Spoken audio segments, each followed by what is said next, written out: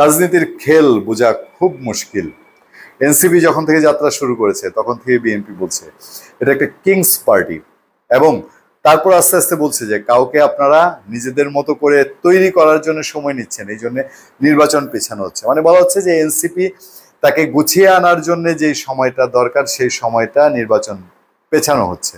BNP খুব খোলাসা করে এই ধরনের অভিযোগ করেছে, যদিও এনসিপি সেটা উড়িয়ে দিয়েছে। এনসিপি এই বিষয়ে বলেছে না, তারা তাদের মতো করে রাজনীতি করছে। এটা বাংলাদেশের মানুষ সবাই খুব ভালো করেই জানে যে এনসিপি কোন দিক থেকে কি ধরনের পলিটিক্স করছে।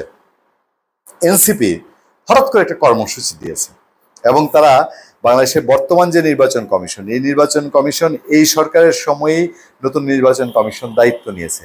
সেই ইলেকশন কমিশনের বিশ্বাসযোগ্যতা নিরপেক্ষতা নিয়ে এনসিপি এখন প্রশ্ন করেছে এবং মাঠে রাজনীতির কর্মসূচি দিয়েছে। আপনারা কি মনে করেন না যে এর পেছনে আরো কোনো বড় রাজনীতি আছে? ইলেকশন পেছানোর জন্য নানান কলকাঠি নাড়া হচ্ছে, ছলচাতুরি এইটা সেটা সামনে আসছে। গিট্টু বাংলাদেশের রাজনীতিতে যত রকম লাগানো যায় সব লাগানোর জন্য একটা উর্বর ক্ষেত্র এখন বাংলাদেশ। এটা আর কেউ বলে না, বিএনপি বলে, বিএনপি নেতারা বলে, বিএনপি ঘরানোর মানুষজন বলে যে যত রকম ভাবে যত গিট্টু, সংস্কার গিট্টু সহ আর যা যা গিট্টু সামনে আনা যায়, সেরকম গিট্টুর কোনো লক্ষণ আছে কি? অবিলম্বে স্থানীয় সরকার নির্বাচন চায় এনসিপি। কাল মানে হচ্ছে বুধবার ইসি কার্যালয়ের সামনে বিক্ষোভ। দেখেন কাণ্ড। এদিকে এই স্থানীয় সরকারেরই ঢাকা দক্ষিণ সিটি কর্পোরেশন নিয়ে আপনার ইশাক হোসেন বনাম আসিফ মাহমুদ সজীব ভাই উপদেষ্টা লেগে গেছে। এই কর্মসূচির মধ্যে কি তার কোনো যোগসূত্র আছে? আছে, ভেতরে নিউজে আপনারা পাবেন যে এই যে অনেকটা এই কর্মসূচি দিয়ে অনেকটা আসিফ মাহমুদ সজীব ভাই বা সরকারকে ব্যাকআপ দেয়া, সাপোর্ট দেয়া। যেহেতু নগর ভবনে বিক্ষোভ করছে বিএনপি বা ইশাক সমর্থকরা, এখন ইসিতে আরেকটা উদ্দেশ্যে এনসিপি জমায়েত হচ্ছে, এরকম কি পাল্টাপাল্টি অবস্থান সেই দিকে যাচ্ছে? আর একই সঙ্গে রথ বেচা হলো, কলাও বিক্রি হলো, রথ দেখা হলো, কলাও বিক্রি হলো, যে এখানে বিক্ষোভ একটা হলো। আবার এইসব তালমাতাল গিট্টু ফিট্টুর মধ্যে দিয়ে ইলেকশনে যদি আরেকটু গিট্টু লাগানো যায়, কি ঘটনা? অবিলম্বে স্থানীয় সরকার নির্বাচন আয়োজনের জন্য অন্তর্বর্তী সরকারের প্রতি আহ্বান জানিয়েছে এনসিপি। এই দাবিতে বুধবার 12টায় নির্বাচন কমিশনের সামনে দলটি বিক্ষোভ কর্মসূচি পালন করবে। এটা প্রেস কনফারেন্স করে জানানো হয়েছে। নেতারা বলছে ঢাকা সিটি কর্পোরেশনের অবৈধ নির্বাচনকে কেন্দ্র করে রাজনৈতিক পরিস্থিতি জটিল হচ্ছে। আমরাও বুঝে গেছি বিএনপি যা বলছে তাতে জটিলই হচ্ছে। তারা নির্বাচন সংস্কার কমিশনের সুপারিশ বিবেচনা করে অবিলম্বে কমিশন পুনর্গঠনের দাবি জানিয়েছে।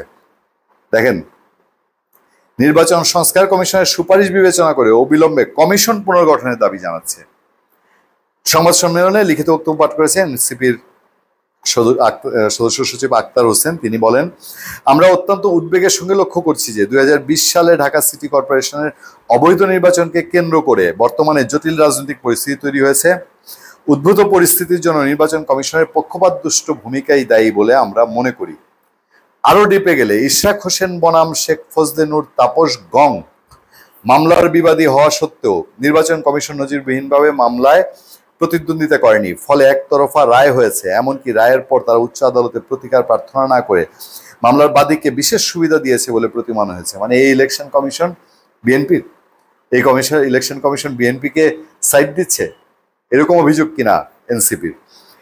ওই মামলার রায় মানে সিটি কর্পোরেশনের ইশরাকের রায় ঘোষণার আগে সংশ্লিষ্ট আইনের অধীন গত 19 আগস্ট ঢাকা দক্ষিণ সিটি কর্পোরেশনের প্রশাসক নিয়োগ করা হয়।